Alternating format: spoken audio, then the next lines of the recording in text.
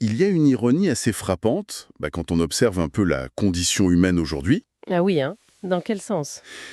Pratiquement tout ce qu'on achète de nos jours, c'est livré avec un mode d'emploi super détaillé.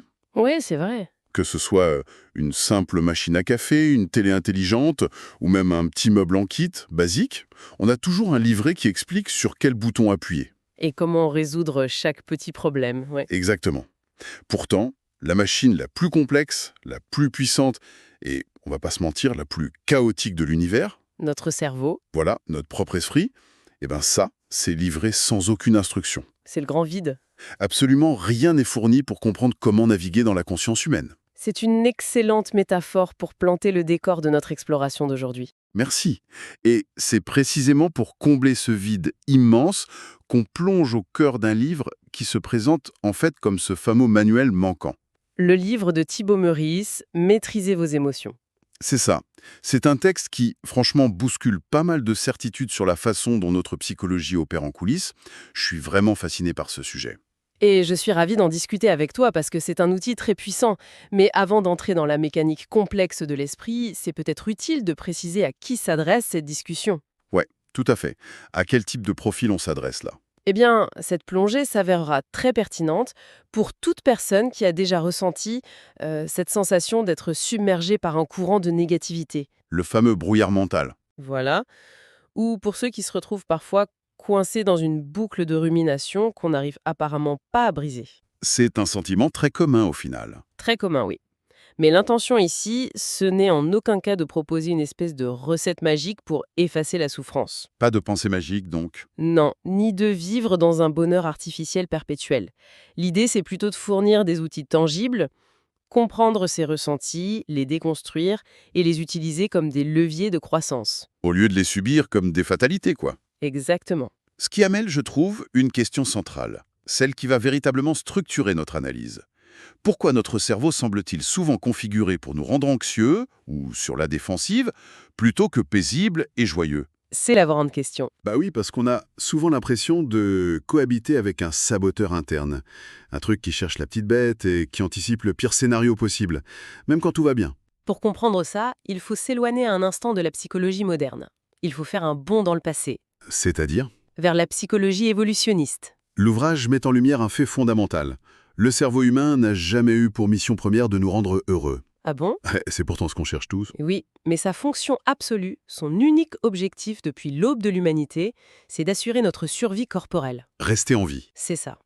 Pendant des centaines de milliers d'années, l'esprit a dû scruter son environnement sans relâche. Il cherchait des prédateurs, des dangers. Pour nos ancêtres, rater un buisson qui frémit, c'était la mort. Au froid ou aux prédateurs, le rejet était littéralement une condamnation à mort. Attends, si je comprends bien, notre biologie n'a tout simplement pas eu le temps de se mettre à jour. C'est exactement ça. Parce qu'aujourd'hui, recevoir une critique acerbe en réunion ou lire un commentaire passif-agressif sur un réseau, ça met pas notre vie en péril.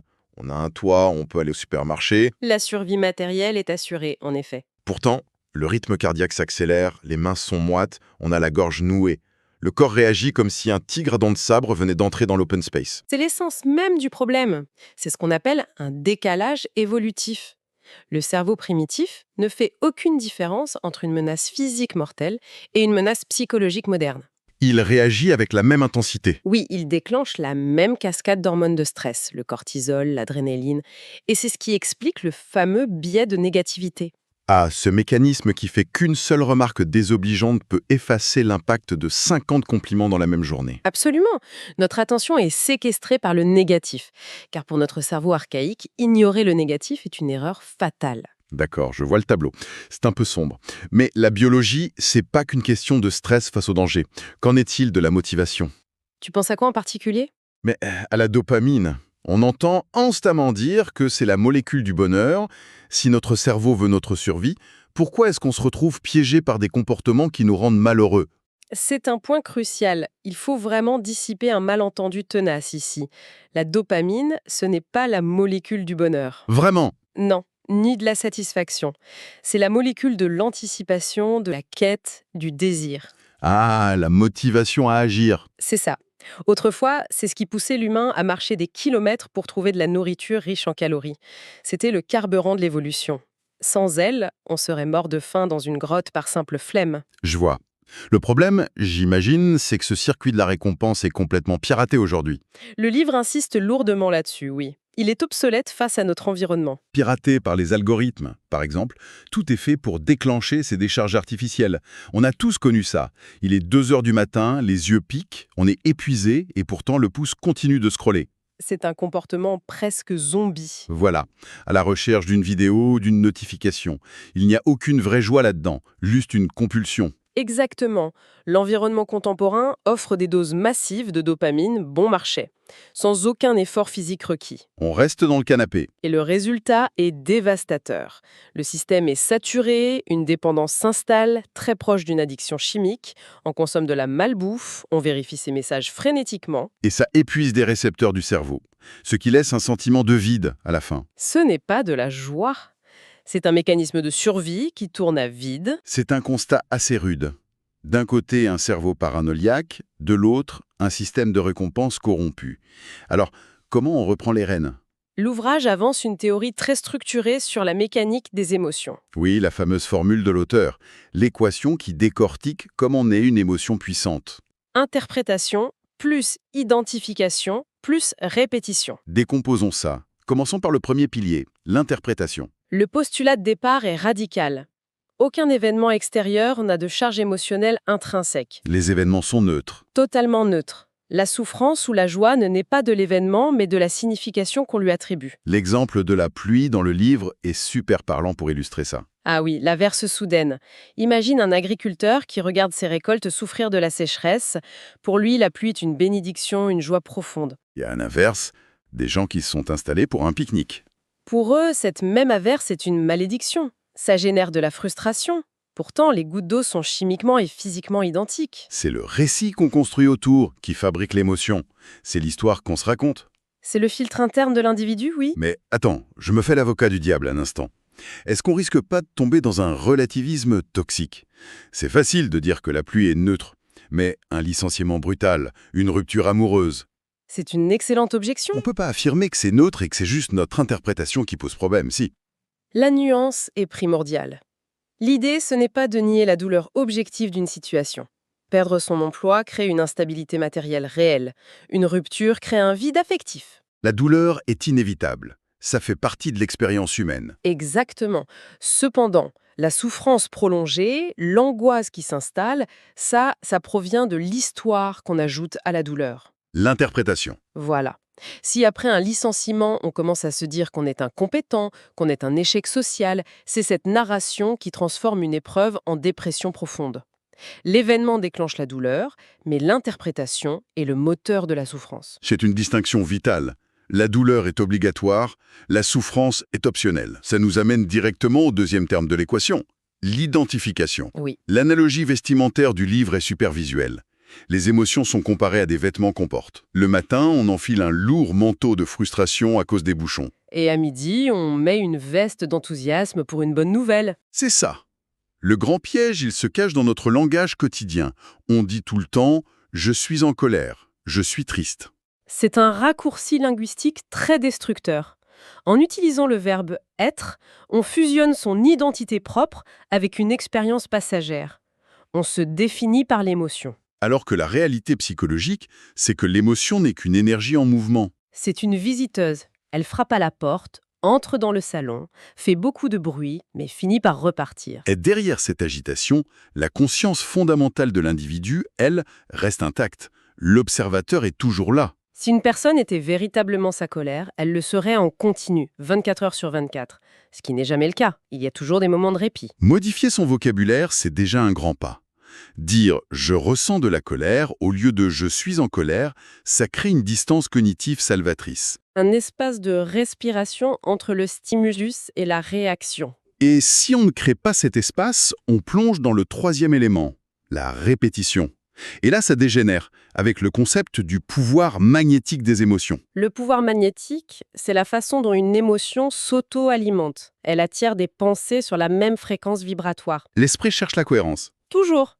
Si quelqu'un se lève du mauvais pied, renverse son café et ressent de l'irritation, Son cerveau va chercher des éléments pour valider cette irritation toute la journée. Le trajet semble insupportable, les collègues sont agaçants. À la pause, la personne remet en question sa carrière et le soir, elle rumine sur le sens de son existence. Une maladresse matinale a fait boule de neige en crise existentielle. Le fameux cercle vicieux, on s'est tous retrouvés piégés là-dedans. Une pensée sombre en appelle une autre. C'est un tourbillon mental. C'est très clair en théorie, mais abordons la pratique. Comment on applique ça dans le monde réel? Quand on est au bureau, le cœur bat à 100 à l'heure après une dispute, on ne peut pas juste s'asseoir en tailleur et dire « j'observe ma colère comme un vêtement ». C'est vrai, le corps est en état d'alerte, c'est difficile. Comment on trouve le frein d'urgence face à cette avalanche? La première approche du livre, c'est d'arrêter d'alimenter l'histoire mentale.